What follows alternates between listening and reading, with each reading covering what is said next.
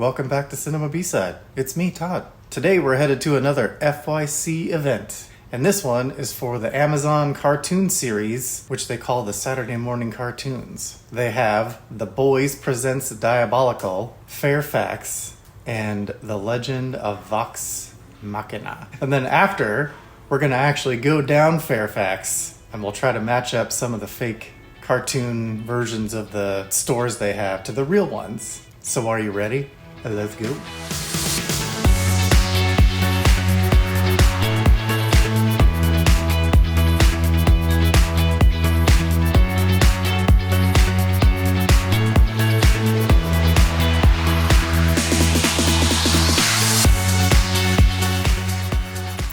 Oh, hello, hi there. It's me, Todd. I'm in the studio, and today's sponsor is myself. The best way to support the channel is to subscribe to my Patreon, where not only do you become a member of the community, you get early access to the B-side videos as well as watch-throughs of movies or TV shows we are covering, and other movie reactions and commentaries from a filmmaker's perspective. And if that's out of your budget, no worries, just hit that like button. It really does help out the channel with the algorithm. And of course, subscribe to get the latest videos delivered directly to you. Hit that notification bell to be alerted of the newest uploads. And please share these videos with your friends and family. And now, back to our regularly scheduled program. We are headed to what Amazon calls the Prime Experience. And I've never been here before. Now, to me, nothing beats South Park. That is my favorite animated series right now, still to this day. I just love their perspective on the world we live in today.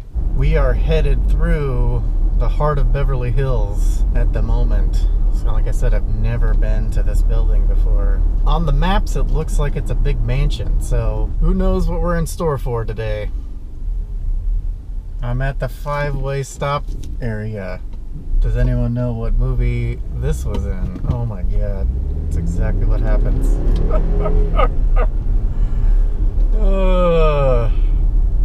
Wow, I almost did it. I almost did what they did in the movie. The Beverly Hills Hotel is right over there.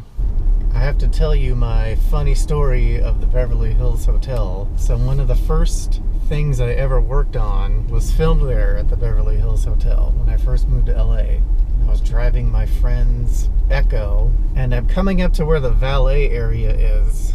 Cars are stopped at the valet. You don't always stop at the valet area, you know, like when you bring bags in or drop your bags off or all that stuff. And I come up next to this car, and this man is walking across the street, and I didn't see him, so I almost hit him because the car was blocking him. And then as he walks in front of me, I realize that it's Kevin McCarthy. I almost hit Kevin McCarthy with my friend's Echo. If you don't know who that is a character actor from like the 50s, 60s, 70s, 80s. I know him most as the villain from UHF. That's why I almost hit that guy with my friend's car when I first moved here at the Beverly Hills Hotel. Fairfax, The Boys, Diabolical, and The Legend of Vox Machina. We're headed in. Thank you. Enjoy, brother. The Prime Experience. Hello. I love Reacher. Who's watching Reacher?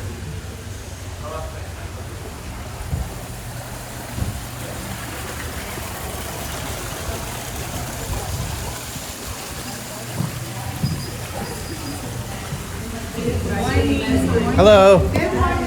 How's it going? How are you? Good, good. How are you? Thank you.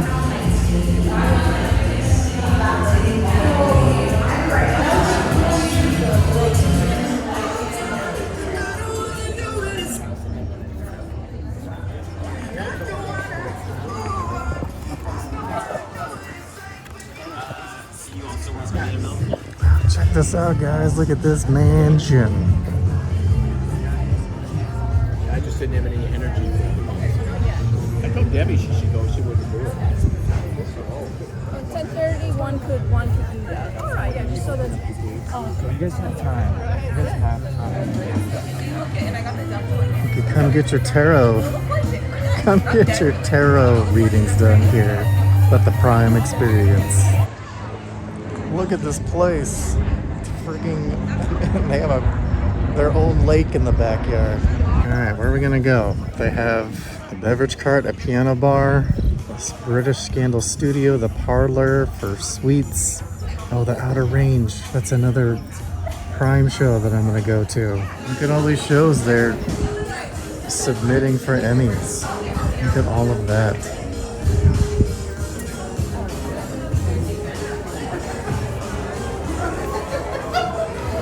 Is this the Sweets Lounge? This is. This It's a very is the British Sweets. Scandal. So we have like pastries. Oh, here, like, tell me. Oh, we have pastries, we have tea. You can sit down, hang out, help yourself, take a look around the room. Lots of little hidden gems in here. This is for the show A British Scandal. Very British A Scandal. very British scandal. Very British.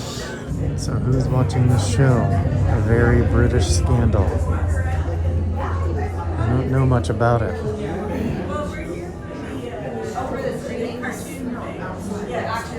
We're gonna do a photo op. Photo op. 1, 2.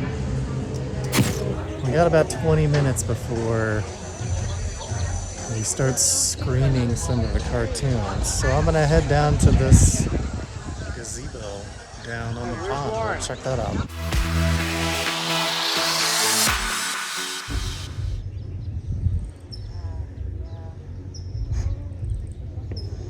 They got their own rowboat. It's a Jane Austen kind of thing. You can get used to living like this, right? Just to give everyone a scope on how giant this house is.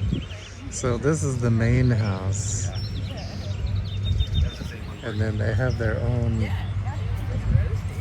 outdoor theater built here. Which that's where we'll be watching the cartoons later.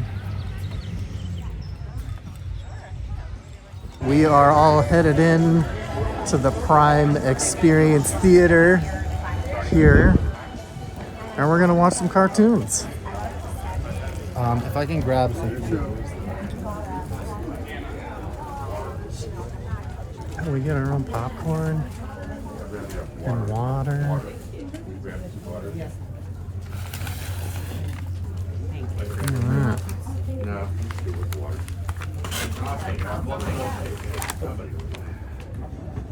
Here we go. We're headed in.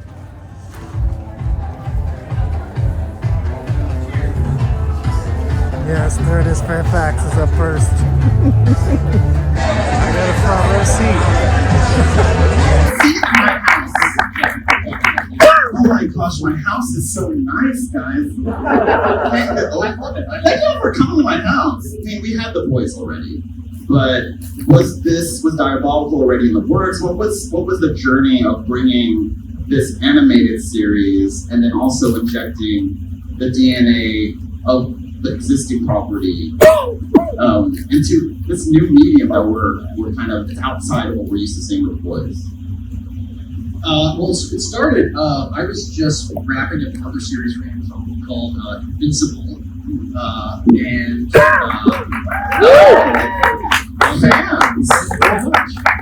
Well, we paid them to go into the Of course. Working on that. I had a bit of a gap in my schedule. I was talking with Evan Goldberg and Seth Rogen, producers of The Boys, are also executive producers on Invincible. And they sort of came to me and was like, we really want to do something really cool, like a gift for the fans, and take the boys in a new direction. Interesting. But kind of really love the animatrix. And we would love to do like an anthology series for the boys. What do you think about that? And I was like, that sounds incredible. I would love to do something like that. And they're like, we want to just go out to people whose creative work we love. And who we know, like the boys, or fans of the boys, and ask them, like, what story would you tell in the world of the boys? Faced with creating this anthology, also because I guess the IP or the boys is beloved. Like there's a huge fan base, and you know how fanboys and fangirls and fan people can be. What was it like, kind of creating this anthology? What opportunities do you see now, or like what do you want to do in the future? tell us all your feelings about this anthology. I mean, Eric was great. Eric Kripke again. When I first met with him, he was like, the doors are open. He was like, I think his one thing was just make it good, make it really high quality, because that's what obviously he believes in. And then it just had to feel like The Boys. It didn't match the world. But other than that, he was like, let's go crazy. Let's just do anything. Bring me crazy ideas. And a lot of our writers did, obviously, like Applebee's episode, just Marlon's episode, like they're insane. So that was hugely freeing to have him support those kind of like insane, diversions from the main show. It just had to feel like a Boys, like a feel the universe. We had to obviously be consistent with how the powers work, how Compound V works, how Vought works and acts. If we had those correct, and the tone was correct, then he was like, we can do anything we want. It was amazing. And Amazon, of course, was also super supportive. Was like, of course, The Boys world is very, it doesn't hold back, like you said, go crazy. Has it gotten too crazy where you're like, where you got presented with an idea and you're like, oh, that's too much. We can't go there. I mean, you already have like a lot of stuff going on, and I can't imagine what has been said no to. Can you say? We're all adults here, so I can, right? I mean, there's a scene in my episode where the character Iron Mask, is aroused. Okay, so we had to have a lot of back and forth, like how much of this am I showing? Like, am I implying it, or are we cutting to it? And how how detailed is that? So we definitely had to dial that in, I guess. Like there was a too far. So we had to. So arousal. Do you mean erection? Yes. Okay. I can say we're all adults, right? Yeah, I'm so now like sign language. I can see erection. So just think there's something you're or something you're to your spouse secretly. We're learning a lot today at my house. I do want to welcome to the stage executive producers and creators of Fairfax, Matt Housefader and Aaron Buxbaum.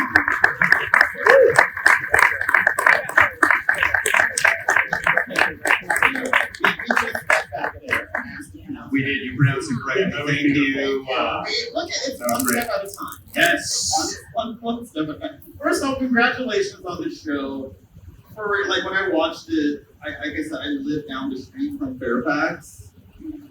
It's accurate, and I'm old and I don't understand streetwear, and I try.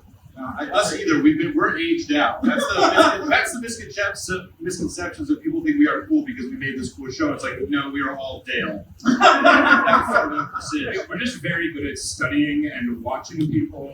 And this is like an anthropological study of that culture. Yeah, exactly. I do want to just, kind of go with, it's fun kind of with the streetwear culture and this like very specific area of LA that some people may or may not know about. But there are like kind of these deep themes of feeling cool and feeling accepted and and fitting in, and of course the social media culture. Everyone has their fits. Did I say that right? Like that's what the kids say, right? There you go. Yeah. Is that I right? believe that's accurate. So I can call my younger brother and ask him. Yeah, like someone once said, "Oh, I like your fit," and I was like, "Oh, does that mean I'm in shape?" But No, it doesn't sound awesome. I know. We know. but no, it's kind of this fun story, cloaking all these things that are very hyper relevant now. Can be like, how did you go about like writing and navigating this terrain, especially with this very specific subculture that some people like in the end or whatever they come. I think, I know the pilot in that clip that we showed is pretty fashion focused, but to us, these are the same stories being told since the days of John Hughes movies. It's, I want to go to the cool girls party. I want to be on the varsity team. Only now that you have to have 1,000 Instagram followers to go to the cool girls party, and the varsity team is esports and not football. And so by sort of opening the aperture and making it about relevant high school stories that anybody who's ever gone to school understands, we thought it would be that much more identifiable with a much larger audience. Is everyone here very familiar with that area? Cancers. Shout out to cancers. $40 lots of soup. $40 lots of soup. There's a dispensary next door to cancers. Yeah, John. There's a lot going on. But like, what kind of the research and then one day when y'all let's just go and live a life of this. No, the truth is, like, we all grew up in Los Angeles, in the San Fernando Valley, and when we were in high school, not to age us, but like Melrose was the cool street. Yeah. Fairfax was like a barren wasteland of Judaica shops. It was just cancer. I bought my Talit on Fairfax. That's a Jewish store for those of you playing at home. Okay, so that's interesting to know that. So you were born, raised. Yeah. So to see that area develop into what it is now, like how was that? Was that kind of like your love letter to this area? Or? Yeah, and what I'll add to that is we're both born and bred in Los Angeles, and whenever you see a television show about LA, it's usually about Hollywood. And and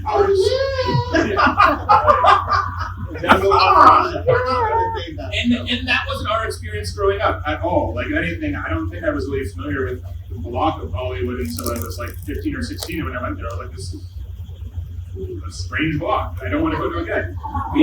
Fairfax was more emblematic of our experience growing up, and so it was, and it's also just this incredible melting pot. It's got the Judaica store next to these incredible Ethiopian restaurants, next to like the coolest shoe store you've ever seen in your life, and then Supreme, where like the security guards are just stare at you and are mean and judgy, and are like, I don't know if I belong in this store. And we also Tyler, the creator, and Odd Future, sort of making Fairfax their home base in 2009, obviously did a lot for the street and making it the hub of streetwear. We love expanding the world of Fairfax, and we, in the same way with Simpsons in Springfield, this isn't, the poster is 1,000 characters that we all know and love.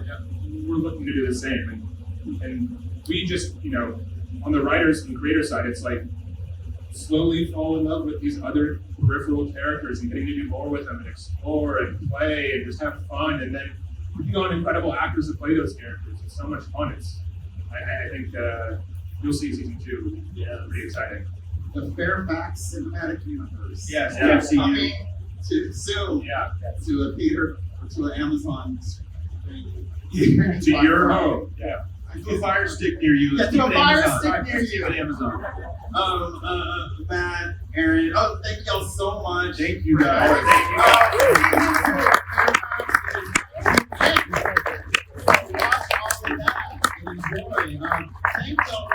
First, we'll start off with Travis Willingham, executive producer, writer in Raw. We have Sam Riegel, executive producer and writer. Laura Bailey, Marisha Ray,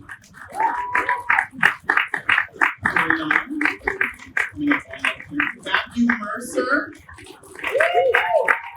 Oh my God, I might pronounce this wrong.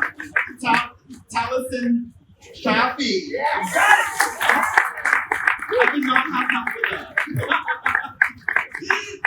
Liam O'Brien and Ashley Johnson. Oh my gosh. This whole last team. Give them a round of applause. We did it. We're halfway there. It's the first step. First off, congratulations on this one. The first episode I watched, you know it's adult animation, right? But then you're like, okay, this is gonna be fun. But then you see stuff, and you're like, oh, this is what we're going to do. These animated creatures are having intercourse. They're saying bad words. And I'm like, but I expected that. Like, it's just a fun show. So congratulations for that. I do want to just talk about, because this project has been on quite a journey, and I want to talk about the origins of the project, which began as a Kickstarter campaign in 2019. And to produce a 22-minute animated special based on the characters of Fox 20. And it became one of the most funded film and video projects in Kickstarter history. Yeah, clap. That was pretty good clap. So yeah, can we just, how has that journey been from starting from that Kickstarter to seeing where it's at now? It's been pretty wild. We knew years before the animated series was even made that there was some potential for this. Yeah. So we mixed it around a little bit, but it was also very hard to explain that our TTRPG campaign could be a series. And then we knew if we turned to our fans, our audience, that they would lead us down the path. And we set that goal, like a 750K goal for 45 days, and we passed that in the first hour. And then it was just panicked calls between each other, going, oh God, what happened? What does this mean? What do we do? And then we just kept expanding it, and they blew us away. And so, we ended at like $11.3 million after 45 days, and we're able to meet up with Amazon, and they've been fantastic partners ever since. And so hopefully we get to make as much of this as we can. You've been together for a while, and this is this whole IP that everyone looks to. It looks amazing. It has a vibe. It's a different kind of thing we've never seen before. It's gonna sound cheesy, but because there are 8 of us, we have 8 minds working on everything that we do. So we touch everything: the scripts, the storyboards, the animation when it comes back in, the music. We do retakes. It's us doing the voices. So we're not set in the number of times that we can try something. We're gonna do it until all of us are happy with it, and that's really what makes it so special, because someone can write an episode and remember the way a certain event took place, but then the characters and the actors that created those characters come in and go like, hey, I want to tweak this dialogue, make sure it sounds just like this, let's hit this note, make sure it comes off in the right way, or my character's looking too much like this, and it refines it really, really beautifully. And it took, I think, maybe only 1 or 2 episodes for us to find this kind of amazing rhythm. And so now we know what the shorthand is, we know what we're doing, we're going into season 2, and it's just gonna get a little bit crazy going into it. Yeah, I'll say there's a deep trust that makes it more comfortable whenever we all are collaborating to make something better. Often in this industry, there can be egos in the room, or people that are sensitive to the work they put into it, but we trust each other so much that we don't have that ego. We're willing to fight for things we believe in, to drop things that we understand can be improved with somebody else's input and design. And kind of the teams that we've worked with at Titmouse and beyond, and the writers have carried that on themselves. And it's just been this, I don't know, a much cooler collaboration than I ever thought it could be. And I'm proud of these. I also feel like, our relationship started with collaborating. Yeah. We sat around the table, we were building a story together. So it's kind of what we all know how to do together.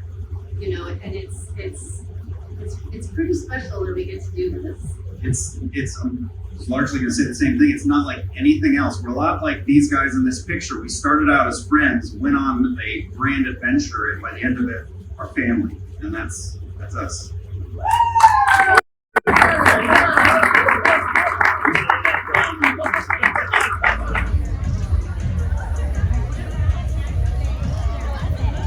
All right, now they usually have a little reception after the screenings, a little bit of food.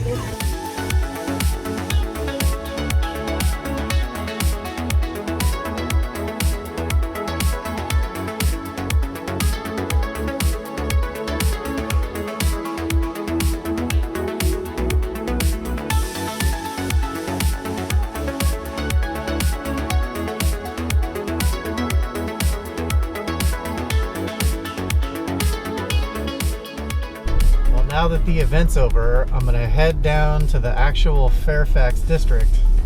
We're gonna try and find some of the stores from the Fairfax cartoon. Here we are, Fairfax Village. Let's go check it out. At the end of the block of Fairfax is the Fairfax High School, which is where the kids go to Fairfax Middle School in the cartoons. But this is the school that it's patterned after. There it is. The main store that the kids are all obsessed with, the Supreme store, or the latrine store in the cartoon. And yes, it really does have an actual skate park inside of it. Now 2 doors down is Schwimmer's, but in reality is Cantor's, which has been a staple on Fairfax since 1958. Cantor's is really well known for their desserts, and some people come just to pick up desserts from the dessert counter. And one time I was here, I saw Estelle Harris, who is Mrs. Potato Head herself, George's mom. You know, Guns N' Roses used to drink cream sodas in this very booth. Phyllis wasn't lying. Guns N' Roses used to come here to Cantor's after their shows. Oh my God. Yo, that's nasty. As you can tell, it looks exactly like it does in the cartoon. The kids come here and hang out at the booths, waiting for a merch drop. Dab. No. That ain't it. Nobody dabs anymore, Dale. The real Taco Vega is Tacos No Gracias in the cartoon. Here's Sweet Chick, which is the chicken shack. And could the Dolls Kill store here be the inspiration for Off Bryan? I'll leave that one up for you to decide. Thanks for tagging along with me on another one of my LA adventures. Don't forget to hit that like button. It really does help me out with the YouTube algorithm. And, don't forget to subscribe so you can get more. Thanks again. I am out of here.